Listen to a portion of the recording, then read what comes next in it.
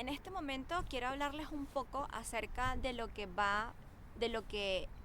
mi perspectiva o lo que yo observo sobre lo que es la educación internacional. Bueno, lo que yo estoy observando es que antiguamente sí había gente que venía a China a estudiar, especialmente lo que es la parte de negocios, por ejemplo, o marketing,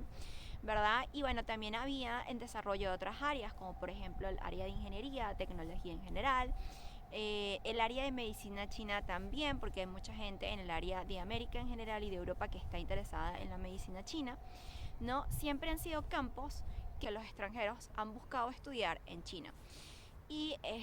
creo que la cantidad de universidades era más que suficiente, o digamos, la cantidad de universidades con una capacidad para recibir estudiantes extranjeros era la suficiente para cumplir con estas demandas, ¿no? Y hablemos de que, claro, la mayoría de las personas se va obviamente a las ciudades principales, Beijing, Shanghai, Guangzhou, y muy poco para otras ciudades de pronto secundarias, como por ejemplo aquí la Nanjing, o de pronto por ejemplo ciudades como Hangzhou. Y yo creo que de pronto muy pocas personas de pronto piensan en ciudades como la ciudad de Hainan, que les estaba comentando que yo creo que es un buen nicho para lo que es la parte del turismo, entre otras ciudades u otras provincias de China, ¿no?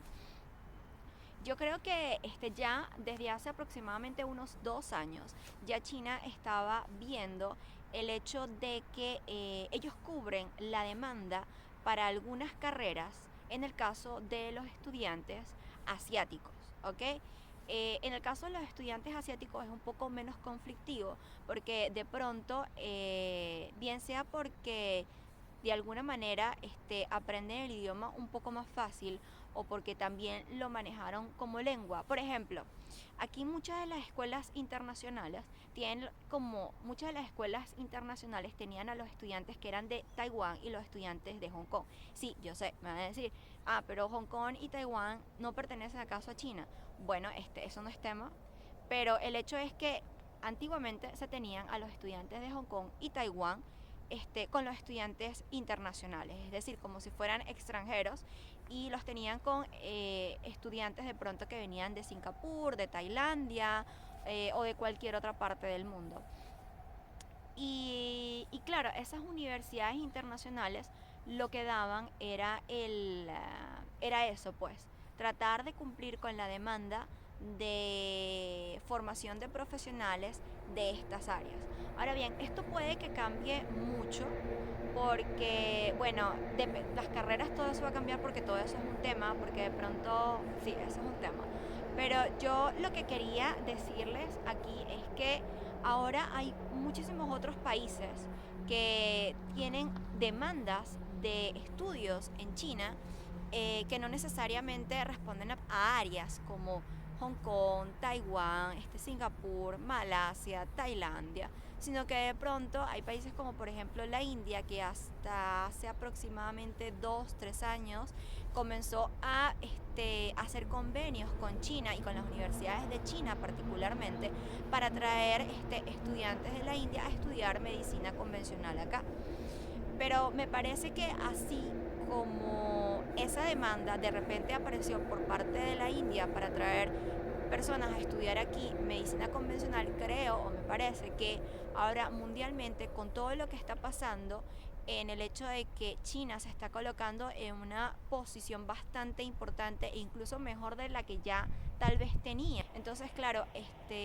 creo que muchas personas van a comenzar a considerar la posibilidad de venir a estudiar a China las carreras que quieran hacer. Esto, esto puede hacer o puede traer como consecuencia que si ya de por sí a las escuelas internacionales se les estaba haciendo difícil recibir la demanda de estudiantes que tenían,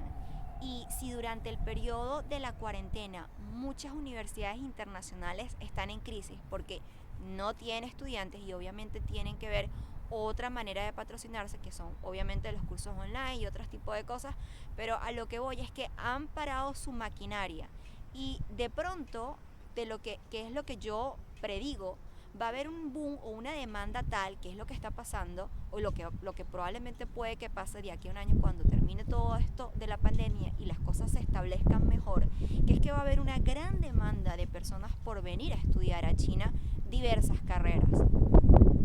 Y creo que los detalles van a ser varios. Va a ser uno, si el personal de esos colegios internacionales está o no está preparado para esa demanda en todos los aspectos, en el hecho de cubrir la vivienda, en el hecho de cubrir y garantizar una calidad educativa y en el hecho de poder o tener la capacidad de monitorear el progreso que tienen, el hecho de poder avanzar en lo que es tecnología educativa que de verdad funcione. Yo creo que esos van a ser unos puntos claves y creo que va a depender mucho de las personas que vengan, ¿no?, a buscar esas oportunidades acá y que tengan un punto de vista crítico. Y bueno, esa es una de las razones por las que he creado este canal. Quiero informar y quiero dar algunos puntos de vista personales, porque básicamente se basan en lo que yo he observado y pues ha pasado por mi cerebro y se los estoy diciendo, mi experiencia personal. Y entonces, claro, siempre creo que va a tener cierto tipo de subjetividad, pero siempre trato de ceñirme lo más posible simplemente a lo que observo, ¿no?, e informar como observadora. Entonces creo que sí, va a ser un gran problema, porque imagínate, si ya no se estaban dando abasto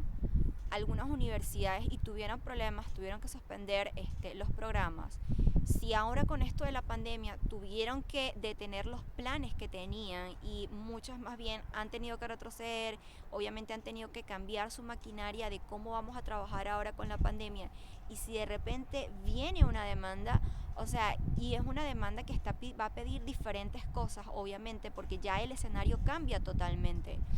¿no?, de cuáles son las necesidades que tiene el mundo, ¿no? Entonces yo creo que es muy probable que se vean muy abrumados. Así que bueno, lo que es la parte de educación, si eres alguien que maneja chino y maneja otros idiomas, yo creo que es muy probable que sea tu oportunidad de ingresar en lo que es la parte de educación, un eh,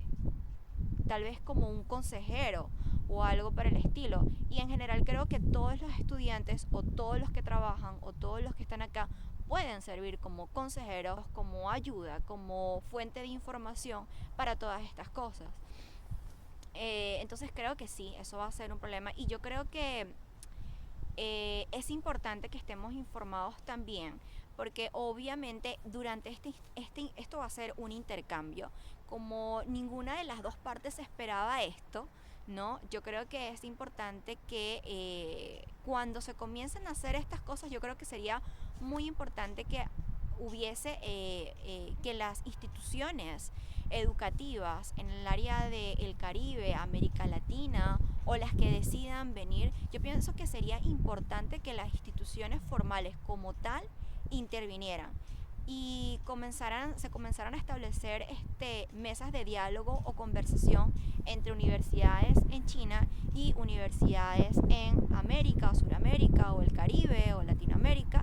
para establecer cuáles son las necesidades que se tienen, qué es lo que qué es lo que quiere obtener cada parte, y cómo hacer para garantizar que esas personas que vengan para ambos lados obtengan lo que están buscando, y cómo hacer para que las cosas se hagan en el mejor provecho para ambos lados, ¿no? Entonces, yo creo que eso es importante, y para que eso se lleve a cabo tiene que haber información de ambas partes. Y creo que, como les comenté en un video anterior, yo considero que la información que tenemos nosotros sobre China, sobre cómo funciona su sistema educativo, sobre cuáles son los problemas que tiene, sobre cómo está su sociedad formada, sobre cómo es la realidad de China, sobre cómo es la realidad del que trabaja, del que está buscando empleo, sobre cómo es la realidad del extranjero que tiene hijos en China, cómo es la realidad del que estudia acá, cómo es la realidad de todas este tipo de cosas, ¿no? Creo que por ese desconocimiento que nosotros tenemos, y que para nosotros va a ser un poquito más difícil adquirirlo, precisamente por lo que es la barrera del lenguaje, y por lo que tampoco ha habido dedicación a eso. Yo no sé si algunos de ustedes saben, pero hay algo que se llama que son estudios de Latinoamérica